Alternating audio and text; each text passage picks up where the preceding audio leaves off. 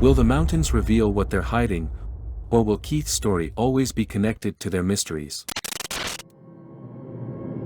30 years ago, Keith Reinhard, a sports journalist of the Daily Herald, mysteriously disappeared from Silver Plume, Colorado, and to this day, his whereabouts remain an unsolved mystery. This is that story. If you'd like to make a call, please hang up and try again. If you need help, hang up and then dial your operator. In a quiet town nestled among tall mountains, Keith Reinhard had an unusual journey.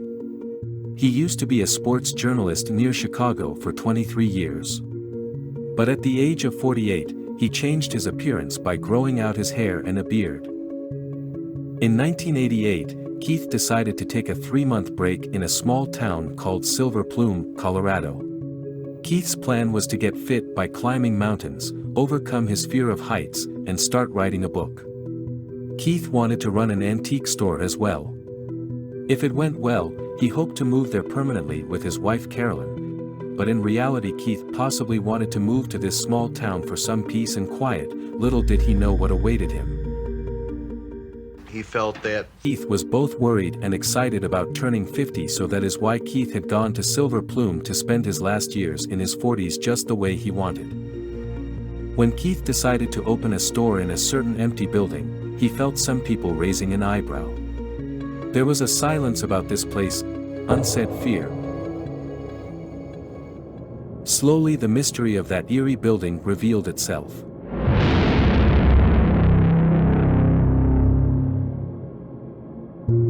Its previous occupant Tom Young had one day disappeared most suspiciously without a trace after closing his store. Was he killed? Or was he abducted by unknown faces? Keith got obsessed with Tom's strange vanishing. His journalistic curiosity would not let him rest. His mind turned the possibilities. He talked to everyone in town who knew Tom and decided to write a novel based on Tom's story.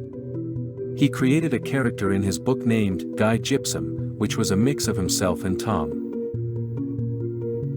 In July of 1988, almost a year after Tom disappeared, his remains were found on a mountain near Silver Plume. He was with his dog, and both had been shot.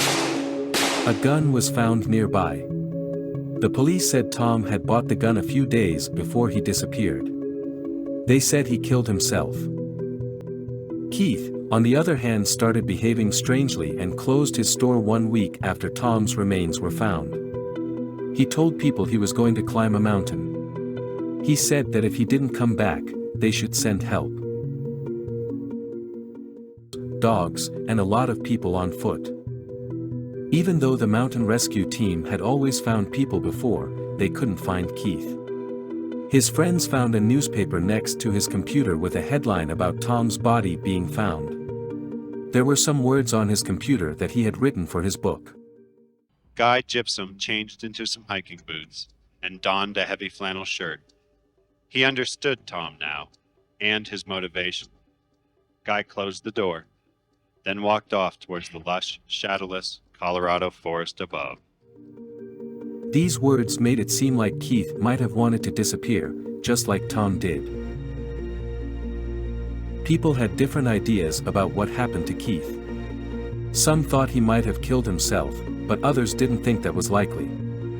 Some believed he might have been hurt by someone, while others thought he might have planned to go away on his own. As time went on, nobody could really figure out what had happened to Keith. The mystery remained unsolved, leaving behind a story that still intrigues those who hear it, and it begs a question.